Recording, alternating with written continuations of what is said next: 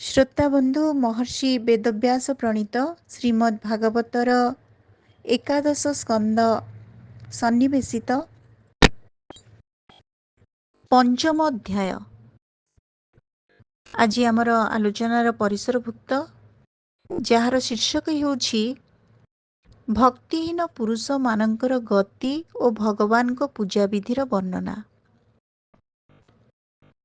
ରାଜା ନିମି ପଚାରିଲେ, ହେ ଆତ୍ମତତ୍ତ୍ୱବେତ୍ତା ଯୋଗୀଶ୍ୱର ଗଣ, ଯେଉଁମାନେ ଇନ୍ଦ୍ରିୟ ସଂଯମ କରିପାରି ନାହାନ୍ତି ଏବଂ ତା ସହିତ ଯେଉଁମାନଙ୍କର ଚିତ୍ତ ଭୋଗ ଲାଳସାରେ ଅଶାନ୍ତ, ସେମାନେ ତ ପ୍ରାୟ ଭଗବାନଙ୍କର ଭଜନ କରନ୍ତି ନାହିଁ।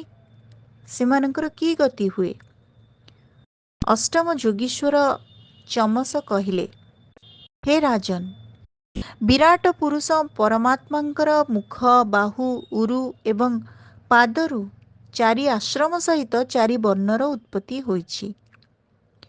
ଗୁଣ ଓ କର୍ମ ଅନୁସାରେ ସେମାନଙ୍କୁ ବ୍ରାହ୍ମଣ, କ୍ଷତ୍ରିୟ, ବୈଶ୍ୟ ଓ ଶୂଦ୍ର ଏପରି 4 ଭାଗରେ ବା 4 ବର୍ଣ୍ଣରେ ବିଭକ୍ତ କରାଯାଇଛି। ଭଗବାନଙ୍କ ମୁଖରୁ ସତ୍ତ୍ୱ ପ୍ରଧାନ ବ୍ରାହ୍ମଣମାନେ, ବାହୁରୁ ସତ୍ତ୍ୱ ରଜଃ ମିଶ୍ରିତ କ୍ଷତ୍ରିୟମାନେ, ଉରୁ ବା ଜଙ୍ଘରୁ ରଜଃ ତମ ମିଶ୍ରିତ ବୈଶ୍ୟମାନେ ତଥା ପାଦରୁ ତମୋଗୁଣ ପ୍ରଧାନ ଶୂଦ୍ରମାନେ ଉତ୍ପନ୍ନ ହୋଇଛନ୍ତି। ତାହାଙ୍କ ହୃଦୟ, ଜଙ୍ଘ, ବକ୍ଷସ୍ଥଳ ଓ ଶିରରୁ ଯଥାକ୍ରମେ ବ୍ରହ୍ମଚର୍ଯ୍ୟ, ଗୃହସ୍ଥ, ବାନପ୍ରସ୍ଥ ଓ ସନ୍ନ୍ୟାସ ଆଶ୍ରମ ମଧ୍ୟ ଉତ୍ପନ୍ନ ହୋଇଛି। ଏହିପରି ବର୍ଣ୍ଣାଶ୍ରମ ବିଭାଗ ସମେତ ସାରା ବିଶ୍ୱ ଭଗବାନଙ୍କ ଠାରୁ ଉତ୍ପନ୍ନ ହୋଇଛି। ଏହି 4 ବର୍ଣ୍ଣର ଲୋକମାନଙ୍କ ମଧ୍ୟରୁ ଯେଉଁମାନେ ନିଜର ପିତା ପରମାତ୍ମାଙ୍କୁ ଭଜନ୍ତି ନାହିଁ, ଅର୍ଥାତ୍ ତାଙ୍କୁ ଅନାଦର କରନ୍ତି, ସେମାନେ ନିଜ ସ୍ଥାନରୁ ଭ୍ରଷ୍ଟ ହୋଇ ଅଧୋଗତି ପ୍ରାପ୍ତ ହୁଅନ୍ତି। ଯେଉଁ ସ୍ତ୍ରୀ ଓ ଶୂଦ୍ର ଆଦି ଲୋକେ ଭଗବାନଙ୍କ କଥା ପ୍ରସଙ୍ଗ ଆଦିରୁ ଦୂରେଇ ରହନ୍ତି ଏବଂ ଭଗବାନଙ୍କର ନାମ ସଂକୀର୍ତ୍ତନ ଆଦିଠାରୁ ମଧ୍ୟ ଦୂରରେ ରହନ୍ତି, ସେମାନେ ହେଉଛନ୍ତି ଆପଣଙ୍କ ପରି ଭଗବତ ଭକ୍ତଙ୍କ କୃପାର ପାତ୍ର। ଆପଣମାନେ ସେମାନଙ୍କୁ ଭଗବତ କଥା ଓ କୀର୍ତ୍ତନ ଆଦିର ସୁବିଧା ଯୋଗାଇ ଦେଇ ସେମାନଙ୍କୁ ଉଦ୍ଧାର କରନ୍ତୁ। ବ୍ରାହ୍ମଣ, କ୍ଷତ୍ରିୟ ଓ ବୈଶ୍ୟମାନେ ହେଉଛନ୍ତି 2 ଜାତି। ତେଣୁ ଏମାନେ ବେଦ ଅଧ୍ୟୟନ ଆଦି ସଂସ୍କାରରେ ସମ୍ପନ୍ନ ହୋଇଥିବାରୁ ଭଗବତ ସନ୍ନିଧି ପାଇବାକୁ ବିଶେଷ ରୂପେ ଯୋଗ୍ୟ। ସେମାନଙ୍କୁ ଏପରି ସୁବିଧା ମିଳିଥିଲେ ମଧ୍ୟ ସେମାନଙ୍କ ଭିତରୁ କେତେକ ଲୋକ ଅଜ୍ଞାନର ବଶୀଭୂତ ହୋଇଯିବାରୁ ବେଦରେ ବର୍ଣ୍ଣନା କରାଯାଇଥିବା ସକାମ କର୍ମ ଅନୁଷ୍ଠାନ କରି ଓ ତାହାର ଫଳର ପ୍ରଲୋଭନରେ ପଡ଼ି ମୋହିତ ହୋଇଯାଆନ୍ତି। ସେମାନେ କର୍ମ ରହସ୍ୟ ବିଷୟରେ କିଛି ଜାଣନ୍ତି ନାହିଁ, ତଥାପି ଗର୍ବୀ ଓ ମୂର୍ଖ ହୋଇଥିବାରୁ ନିଜକୁ ହିଁ ପଣ୍ଡିତ ବୋଲି ଭାବନ୍ତି। ସେପରି ଗର୍ବୀ ମୂଢ଼ମାନେ କର୍ମଫଳ ବିଷୟରେ ଯେଉଁ ପୁଷ୍ପିତ ମଧୁର ବାଣୀ କହୁଥାନ୍ତି, ତାହା ଶୁଣି ଅଜ୍ଞାନୀ ଲୋକେ ପ୍ରମତ୍ତ ହୋଇ ଡିଅନ୍ତି। ସେପରି ଲୋକେ ରଜୋଗୁଣରେ ପୂର୍ଣ୍ଣ ହୋଇଥାନ୍ତି। ସେମାନଙ୍କର ସଂକଳ୍ପ ମଧ୍ୟ ଭୟଙ୍କର ହୋଇଥାଏ। ସେମାନଙ୍କର କାମନାର ଅନ୍ତ ନଥାଏ। ସେମାନେ ଭୀଷଣ କ୍ରୋଧୀ ହୋଇଥାନ୍ତି। ସେହି ଦମ୍ଭୀ, ଗର୍ବୀ ଓ ପାପାଚାରୀ ଲୋକେ ଓଲଟି ଭଗବାନଙ୍କର ଭକ୍ତମାନଙ୍କୁ ପରିହାସ କରନ୍ତି। ସେହି ସ୍ତ୍ରୀ ପରାୟଣ ଲୋକେ ନିଜ ନିଜ ମଧ୍ୟରେ ଘର ବାଡ଼ି ତଥା ଆଲୋଚନା କରି ବୃଥା ସାଂସାରିକ ବିଷୟ ଚର୍ଚ୍ଚା କରି ନିଜର ସମୟ ନଷ୍ଟ କରିଦିଅନ୍ତି। ସେମାନଙ୍କ ଦୃଷ୍ଟିରେ ସ୍ତ୍ରୀ ସହବାସ ହିଁ ସର୍ବଶ୍ରେଷ୍ଠ ସୁଖ। ସେହି ଅଜ୍ଞାନୀମାନେ ଅନ୍ନଦାନ ନ କରି ଓ ଦକ୍ଷିଣା ନ ଦେଇ ଅବିଧିପୂର୍ବକ ଯଜ୍ଞ କରନ୍ତି। ନିଜର ବୃତ୍ତି ଓ ଜୀବିକାର୍ଜନ ନିମନ୍ତେ ସେମାନେ ପଶୁ ହତ୍ୟା କରି ଇନ୍ଦ୍ରିୟ ତୃପ୍ତି କରନ୍ତି। ସେମାନେ ଯଜ୍ଞାନୁଷ୍ଠାନ ନାମରେ ହିଂସା କରି ନିଜ ମୁଣ୍ଡରେ କେତେ ଯେ ପାପ ବୋଝ ଲଦି ହୁଅନ୍ତି ତାହା ବି ଜାଣନ୍ତି ନାହିଁ। ସେହି ଦୁଷ୍ଟମାନେ ଧନ ସମ୍ପତ୍ତି, କୁଳୀନତା, ବିଦ୍ୟା, ଦାନ, ସୌନ୍ଦର୍ଯ୍ୟ, ବଳ ଓ କର୍ମ ଆଦି ହେତୁ ଗର୍ବରେ ଫୁଲିଯାଆନ୍ତି ଏବଂ ତା ଫଳରେ ମଦାନ୍ଧ ହୋଇ ଭଗବାନଙ୍କୁ ଏବଂ ଭଗବାନଙ୍କର ପ୍ରିୟ ଭକ୍ତ ଓ ସନ୍ଥ ମହାପୁରୁଷମାନଙ୍କୁ ନିନ୍ଦା କରିବାକୁ ଲାଗନ୍ତି। ଆକାଶ ଯେପରି ସର୍ବତ୍ର ସମାନ ରୂପରେ ବ୍ୟାପ୍ତ, ପରମାତ୍ମା ସେହିପରି ସମସ୍ତ ଦେହଧାରୀଙ୍କର ବାହାରେ ଓ ଭିତରେ ସର୍ବତ୍ର ପରିପୂର୍ଣ୍ଣ ହୋଇ ରହିଛନ୍ତି। ବେଦଗଣ ମଧ୍ୟ ଏହା ବହୁବାର ବର୍ଣ୍ଣନା କରିଛନ୍ତି, କିନ୍ତୁ ସେହି ଅଜ୍ଞାନୀମାନେ ତାହା ଶୁଣନ୍ତି ନାହିଁ, ବରଂ ଅନେକ ପ୍ରକାର ମନୋରଥ ବିଷୟରେ ନିଜ ନିଜ ମଧ୍ୟରେ ବୃଥା ଚର୍ଚ୍ଚାରେ ବୁଡ଼ି ରହନ୍ତି। ଜୀବମାନେ ସାଧାରଣତଃ ମୈଥୁନ, ମାଂସ ଓ ମଦ୍ୟପାନ ପ୍ରତି ସହଜରେ ପ୍ରବୃତ୍ତ ହୋଇଯାଆନ୍ତି, ଅଥଚ ଏହି ତିନିଟି ହେଉଛି ଜୀବନର ପତନର କାରଣ। ଶାସ୍ତ୍ରରେ ବିବାହ ପରେ ଯଜ୍ଞରେ ଓ ସୌତ୍ରାମଣି ଯଜ୍ଞରେ ଏସବୁ ସେବନର ଯେଉଁ କୋହଳ ବିଧାନ କରାଯାଇଛି, ତାହାର ବାସ୍ତବିକ ଅଭିପ୍ରାୟ ହେଉଛି ମନୁଷ୍ୟ ଏସବୁରୁ ଦୂରରେ ରହୁ। ଲୋକମାନଙ୍କର ଯେଉଁ ଚଞ୍ଚଳତା ହେବାର ପ୍ରବୃତ୍ତି ରହିଛି, ତାହାକୁ ସୀମିତ ଓ ସଂଯତ କରି ରଖିବା ନିମନ୍ତେ ଶାସ୍ତ୍ରରେ ଏସବୁ ସେବନ ପାଇଁ ଏକ ସୀମା ବାନ୍ଧି ଦିଆଯାଇଛି। ଧାର୍ମିକ କାର୍ଯ୍ୟରେ ଧନ ବିନିଯୋଗ କରିବା ହିଁ ହେଉଛି ଧନର ଶ୍ରେଷ୍ଠତମ ଉପଯୋଗ, କାରଣ ଧର୍ମରୁ ଜ୍ଞାନ ପ୍ରାପ୍ତ ହୁଏ ଏବଂ ଜ୍ଞାନରୁ ପରମାତ୍ମା ତତ୍ତ୍ୱର ଅନୁଭବ ଓ ପରମ ଶାନ୍ତି ମିଳିଥାଏ। ଯେଉଁମାନେ କେବଳ ଘର ତୋଳିବାରେ ଓ ଘର କାମରେ ଧନ ବ୍ୟୟ କରନ୍ତି, ସେମାନଙ୍କର ଶରୀର ନାଶକାରୀ କରାଳ କାଳକୁ ଦେଖିବାର ଶକ୍ତି ମଧ୍ୟ ନଥାଏ। ସୌତ୍ରାମଣି ଯଜ୍ଞରେ ସୁରାକୁ ଶୁଙ୍ଘିବାର ହିଁ ବିଧାନ ରହିଛି, ପିଇବାର ବିଧାନ ନାହିଁ। ଯଜ୍ଞରେ ପଶୁକୁ ସ୍ପର୍ଶ କରିବାର ହିଁ ବିଧାନ ରହିଛି, ମାରିବାର ବିଧାନ ନାହିଁ। ଠିକ୍ ସେହିପରି ସନ୍ତାନ ସନ୍ତତି ପରମ୍ପରା ରକ୍ଷା କରିବାକୁ ହିଁ ମୈଥୁନର ବିଧାନ ରହିଛି, ସମ୍ଭୋଗ ନିମନ୍ତେ ବିଧାନ ନାହିଁ। ମାତ୍ର ଲୋକେ ଏହି ପବିତ୍ର ଧର୍ମ ଜାଣନ୍ତି ନାହିଁ। ଏପରି ପବିତ୍ର ଧର୍ମକୁ ଜାଣିନଥିବା ଗର୍ବୀ ଲୋକେ ନିଜ ମତ ହିଁ ଠିକ୍ ବୋଲି ଧରି ବସନ୍ତି ଏବଂ ନିଜ ଜିଦ୍କୁ ଧରି ନିରୀହ ମୂକ ପଶୁମାନଙ୍କୁ ହତ୍ୟା କରନ୍ତି। ମରିବା ପରେ ସେହି ପଶୁମାନେ ହିଁ ଉକ୍ତ ପଶୁହନ୍ତାମାନଙ୍କୁ ଖାଇଯାଆନ୍ତି। ଏଭଳି ଲୋକେ ମରଣଶୀଳ ଶରୀର ପ୍ରତି ତଥା ନିଜ ପରିବାର ପ୍ରତି ମମତା ରଖନ୍ତି ଏବଂ ଅନ୍ୟ ଲୋକଙ୍କ ପ୍ରତି ଦ୍ୱେଷ ରଖନ୍ତି। ଶ୍ରୋତାବନ୍ଧୁ, ଆମେ ଆଜି ଶ୍ରୀମଦ୍ ଭାଗବତ ଏକାଦଶ ସ୍କନ୍ଧର ପଞ୍ଚମ ଅଧ୍ୟାୟ ସନ୍ନିବେଶିତ ଭକ୍ତିହୀନ ପୁରୁଷମାନଙ୍କର ଗତି ଓ ଭଗବାନଙ୍କ ପୂଜାବିଧିର ବର୍ଣ୍ଣନା ସମ୍ପର୍କରେ ଆଲୋଚନା କରୁଛେ।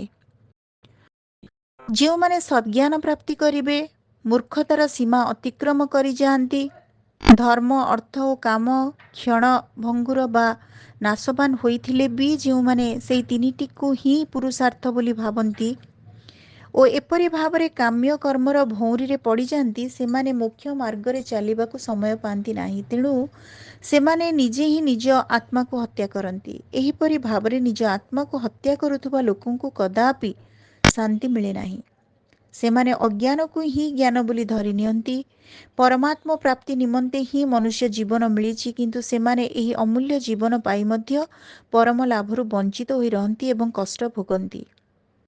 ସେମାନଙ୍କର ମନୋରଥ କେବେ ବି ପୂର୍ଣ୍ଣ ହୁଏ ନାହିଁ। ସେପରି ଲୋକେ ଭଗବତ ଭକ୍ତି ପ୍ରତି ପୂର୍ଣ୍ଣ ବିମୁଖ ହୋଇ ରହନ୍ତି, କିନ୍ତୁ ବହୁ କଷ୍ଟ କରି ଓ ବହୁ ପରିଶ୍ରମ କରି ସେମାନେ ଯେଉଁ ଘର, ପୁତ୍ର, ବନ୍ଧୁ ବାନ୍ଧବ, ଧନ ସମ୍ପଦ ଆଦି ବଢ଼ାଇଥାନ୍ତି, ସେ ସବୁକୁ ଛାଡ଼ି ଚାଲିଯିବାକୁ ଇଚ୍ଛା ନଥିଲେ ବି ଦିନେ ସେ ସବୁକୁ ଛାଡ଼ି ସେମାନଙ୍କୁ ଚାଲିଯିବାକୁ ପଡ଼େ। ଏଠାରୁ ଯାଇ ସେମାନେ ନରକରେ ପଡ଼ନ୍ତି। ଭଗବାନଙ୍କୁ ଭକ୍ତି ନଥିବା ଲୋକଙ୍କ ଗତି ବିଷୟରେ ଆପଣ ଯାହା ପଚାରିଥିଲେ, ମୁଁ ତାହା କହିଦେଲି। ରାଜା ନିମି ଏଥର ପଚାରିଲେ, ହେ ଯୋଗୀଶ୍ୱରଗଣ, କେଉଁ ସମୟରେ ଭଗବାନ କିପରି ରଙ୍ଗ ଓ କିପରି ଆକୃତି ଧାରଣ କରନ୍ତି ଏବଂ ମନୁଷ୍ୟମାନେ ତାଙ୍କୁ କେଉଁ ନାମରେ ତଥା କେଉଁ ବିଧିରେ ଉପାସନା କରନ୍ତି, କୃପା କରି ତାହା ମୋତେ ବୁଝାଇ ଦିଅନ୍ତୁ। ନବମ ଯୋଗୀଶ୍ୱର କର ଭାଜନ କହିଲେ, ହେ ରାଜନ୍, ସତ୍ୟ, ତ୍ରେତା, ଦ୍ୱାପର ଓ କଳି, ଏହି ଚାରି ଯୁଗରେ ଭଗବାନ କେଶବଙ୍କର ଅନେକ ରଙ୍ଗ, ନାମ ଓ ଆକାର ହୋଇଥାଏ ଏବଂ ତାଙ୍କୁ ଅନେକ ବିଧିରେ ପୂଜା ମଧ୍ୟ କରାଯାଏ। ସତ୍ୟ ଯୁଗରେ ଭଗବାନଙ୍କ ଶ୍ରୀ ବିଗ୍ରହର ରଙ୍ଗ ଶ୍ୱେତ ହୋଇଥାଏ। ତାଙ୍କର ଥାଏ ଚାରିଭୁଜ ଓ ଶିରରେ ଜଟା ତଥା ସେ ବକ୍କଳ ବସ୍ତ୍ର ପରିଧାନ କରନ୍ତି। ସେ କୃଷ୍ଣମୃଗ ଚମ, ଯଜ୍ଞୋପବୀତ, ରୁଦ୍ରାକ୍ଷ ମାଳା, ଦଣ୍ଡ ଓ କମଣ୍ଡଳୁ ଧାରଣ କରନ୍ତି। ସତ୍ୟଯୁଗର ମନୁଷ୍ୟମାନେ ବଡ଼ ଶାନ୍ତ, ପରସ୍ପର ବୈର ରହିତ, ସମସ୍ତଙ୍କର ହିତୈଷୀ ଓ ସମଦର୍ଶୀ ହୁଅନ୍ତି।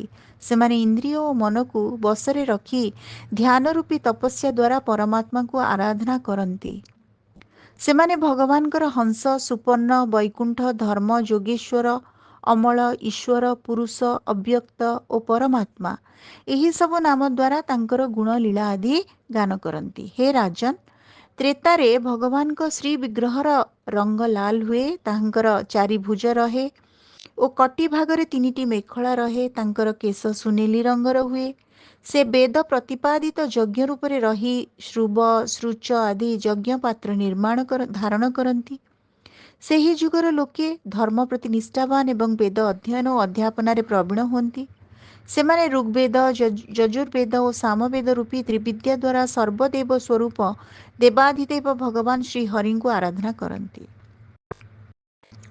ତ୍ରେତା ଯୁଗର ଅଧିକାଂଶ ଲୋକେ ବିଷ୍ଣୁ ଯଜ୍ଞ ପୃଷ୍ଣିର୍ଗର୍ଭ ସର୍ବଦେବ ଉରୁକ୍ରମ ବୃଷାକପି ଜୟନ୍ତ ଓ ଉରୁଗାୟ ନାମ ଆଦି ନାମରେ ଭଗବାନଙ୍କର ଲୀଳା ଓ ଗୁଣ ଆଦି କୀର୍ତ୍ତନ କରନ୍ତି। ହେ ରାଜନ, ଦ୍ୱାପର ଯୁଗରେ ଭଗବାନଙ୍କ ତନୁର ରଙ୍ଗ ଶ୍ୟାମଳ ହୁଏ। ସେ ପୀତାମ୍ବର ପିନ୍ଧନ୍ତି ଓ ଶଙ୍ଖ ଚକ୍ର ଗଦା ଆଦି ଆୟୁଧ ଧାରଣ କରନ୍ତି। ତାଙ୍କ ବକ୍ଷସ୍ଥଳରେ ଶ୍ରୀବତ୍ସ ଚିହ୍ନ ଭୃଗୁଲାଞ୍ଛନ କୌସ୍ତୁଭମଣି ଆଦି ଲକ୍ଷଣ ଶୋଭା ପାଏ। ସେତେବେଳେ ଜିଜ୍ଞାସୁ ମନୁଷ୍ୟମାନେ ମହାରାଜୋଚିତ ଚିହ୍ନ ଛତ୍ର ଚାମର ଆଦିରେ ଯୁକ୍ତ ପରମ ପୁରୁଷ ଭଗବାନଙ୍କୁ ବୈଦିକ ଓ ତାନ୍ତ୍ରିକ ବିଧିରେ ଆରାଧନା କରନ୍ତି। ଲୋକେ ଭଗବାନଙ୍କୁ ଏହି ରୂପେ ସ୍ତୁତି କରନ୍ତି, ହେ ଜ୍ଞାନ ସ୍ୱରୂପ ଭଗବାନ ବାସୁଦେବ ଓ କ୍ରିୟାଶକ୍ତି ସ୍ୱରୂପ ଶଙ୍କର୍ଷଣ, ଆମେ ଆପଣଙ୍କୁ ବାରମ୍ବାର ନମସ୍କାର କରୁଛୁ। ପ୍ରଦ୍ୟୁମ୍ନ ଓ ଅନିରୁଦ୍ଧ ରୂପରେ ଆପଣଙ୍କୁ ଆମେ ନମସ୍କାର କରୁଛୁ। ଋଷି ନାରାୟଣ ମହାତ୍ମା ନର ବିଶ୍ୱେଶ୍ୱର ବିଶ୍ୱରୂପ ଓ ସର୍ବଭୂତାତ୍ମା ଭଗବାନଙ୍କୁ ଆମେ ନମସ୍କାର କରୁଛୁ। ହେ ରାଜନ, ଦ୍ୱାପର ଯୁଗର ଲୋକେ ଏହିପରି ଭାବରେ ଜଗଦୀଶ୍ୱର ଭଗବାନଙ୍କୁ ସ୍ତୁତି କରନ୍ତି। କଳିଯୁଗରେ ଭଗବାନଙ୍କୁ ଯେଉଁ ଅନେକ ତାନ୍ତ୍ରିକ ରୀତିରେ ପୂଜା କରାଯାଏ, ତାହା ମୁଁ କହୁଛି ଶୁଣନ୍ତୁ। କଳିଯୁଗରେ ଭଗବାନଙ୍କ ରଙ୍ଗ କୃଷ୍ଣ ଅର୍ଥାତ୍ କଳା ହୁଏ ସତ, କିନ୍ତୁ ପ୍ରଭୁଙ୍କର କାନ୍ତି ଅତ୍ୟନ୍ତ ମନୋହର ହୁଏ। ସେ ହୃଦୟ ଆଦି ଅଙ୍ଗ, କୌସ୍ତୁଭ ଆଦି ଉପାଙ୍ଗ ଓ ସୁଦର୍ଶନ ଆଦି ଅସ୍ତ୍ର ଧରି ସୁନନ୍ଦ ଆଦି ପାର୍ଷଦମାନଙ୍କ ଗହଣରେ ରହନ୍ତି। କଳିଯୁଗରେ ସୁବୁଦ୍ଧି ସମ୍ପନ୍ନ ଲୋକେ ପ୍ରଭୁଙ୍କର ନାମ ଗୁଣ ଓ ଲୀଳା ଆଦି ସଂକୀର୍ତ୍ତନ କରି ତାଙ୍କୁ ଯଜ୍ଞ ଦ୍ୱାରା ଆରାଧନା କରନ୍ତି। ସେମାନେ ସ୍ତୁତି କରନ୍ତି, ହେ ଶରଣାଗତ ବତ୍ସଳ ପ୍ରଭୁ, ହେ ମହାପୁରୁଷ, ଆପଣଙ୍କ ଚରଣ କମଳରେ ଆମେ ବାରମ୍ବାର ପ୍ରଣାମ କରୁଛୁ। ଆପଣଙ୍କ ଚରଣ କମଳ ସଦା ଧ୍ୟାନର ଯୋଗ୍ୟ। ତାହା ଧ୍ୟାନକାରୀର ସକଳ ସଙ୍କଟ ଦୂର କରିଦିଏ ଓ ଭକ୍ତମାନଙ୍କୁ ଅଭୀଷ୍ଟ ବସ୍ତୁ ପ୍ରଦାନ କରିଥାଏ। ତାହା ହେଉଛି ତୀର୍ଥ ସ୍ୱରୂପ, ଶରଣ ନେବାର ଯୋଗ୍ୟ ଓ ଭକ୍ତଙ୍କର ସକଳ ବାଧାବିଘ୍ନ ଦୂରକାରୀ।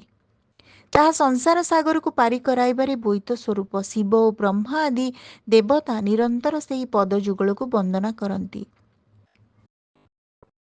ଆପଣଙ୍କର ସେହି ପାଦ ପଦ୍ମକୁ ଆମେ ବନ୍ଦନା କରୁଛୁ। ହେ ଧର୍ମର ମର୍ଯ୍ୟାଦା ରକ୍ଷକ, ହେ ମହାପ୍ରଭୁ, ଅଯୋଧ୍ୟାର ଯେଉଁ ରାଜଲକ୍ଷ୍ମୀକୁ ପାଳିବାକୁ ଦେବତାମାନେ ମଧ୍ୟ ଲାଳାୟିତ, ଯେଉଁ ରାଜଲକ୍ଷ୍ମୀକୁ ତ୍ୟାଗ କରିବା ଅନ୍ୟ ସମସ୍ତଙ୍କ ପକ୍ଷରେ କଠିନ, ପୂଜ୍ୟ ପିତାଙ୍କର ବଚନ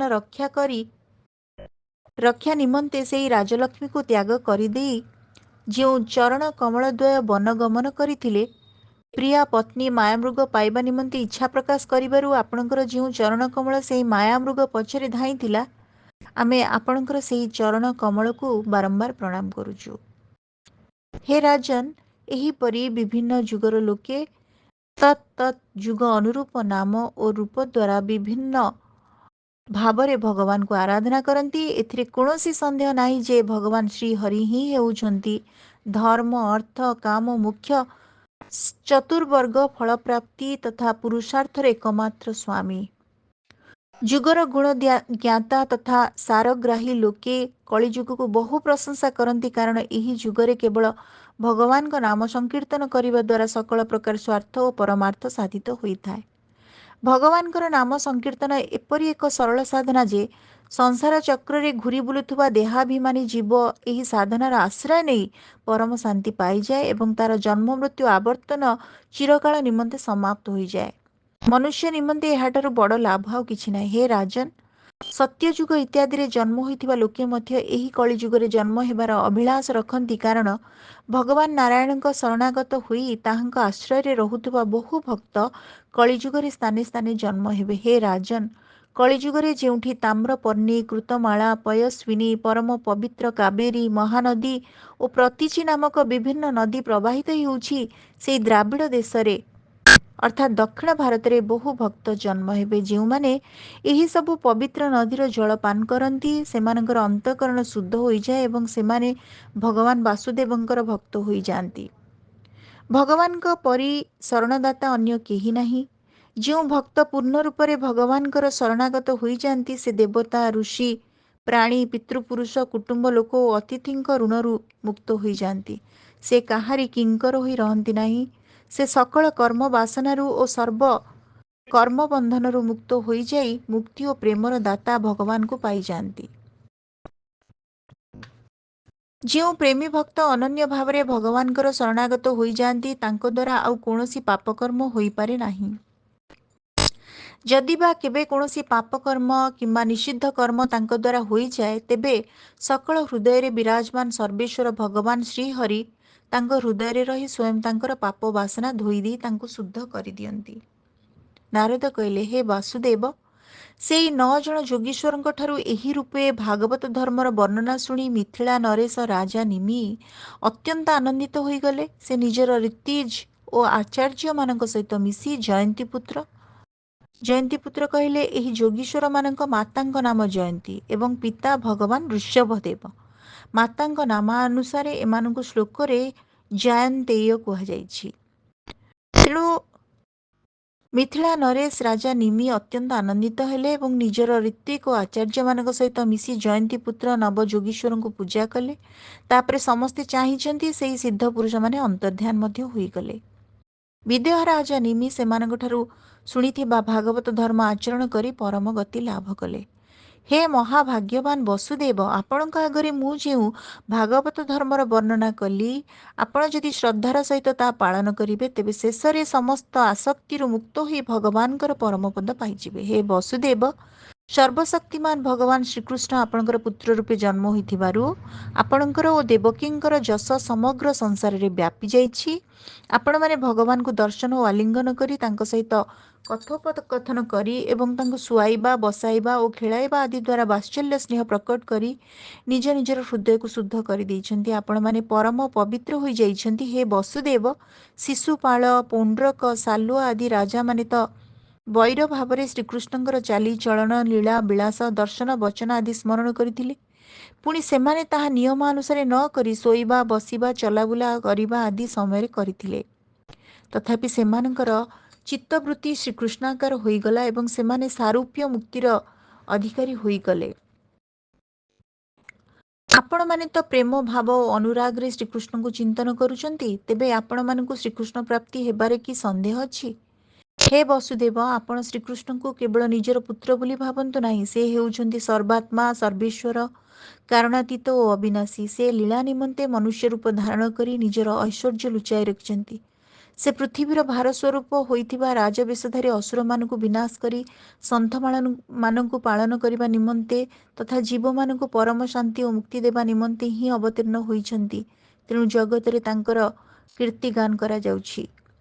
ଶ୍ରୀ ଶୁକଦେବ କହି ଚାଲିଲେ, ପ୍ରିୟ ପରୀକ୍ଷିତ, ନାରଦଙ୍କ ମୁଖରୁ ଏହିସବୁ କଥା ଶୁଣି ପରମ ଭାଗ୍ୟବାନ ବସୁଦେବ ଓ ପରମ ଭାଗ୍ୟବତୀ ଦେବକୀ ଅତ୍ୟନ୍ତ ବିସ୍ମିତ ହୋଇଗଲେ। ସେମାନଙ୍କ ଭିତରେ ଯାହା କିଛି ମାୟାମୋହ ରହିଯାଇଥିଲା, ସେମାନେ ତାହା ସେହି କ୍ଷଣି ତ୍ୟାଗ କରିଦେଲେ। ହେ ରାଜନ୍, ଏହି ଇତିହାସ ହେଉଛି ପରମ ପବିତ୍ର। ଯେ ଏହାକୁ ଏକାଗ୍ର ଚିତ୍ତରେ ଧାରଣ କରନ୍ତି, ଅର୍ଥାତ୍ ଶ୍ରବଣ ମନନ କରନ୍ତି, ସେ ନିଜର ସକଳ ଶୋକ ମୋହ ପ୍ରକ୍ଷାଳନ କରି ବ୍ରହ୍ମପଦକୁ ପ୍ରାପ୍ତ ହୁଅନ୍ତି। ଇତି ଶ୍ରୀମଦ୍ ଭାଗବତେ ମହାପୁରାଣେ ପାରମହଂସ୍ୟାଂ ସଂହିତାୟାଂ ଏକାଦଶ ସ୍କନ୍ଧେ ପଞ୍ଚମୋଧ୍ୟାୟ ସମାପ୍ତ।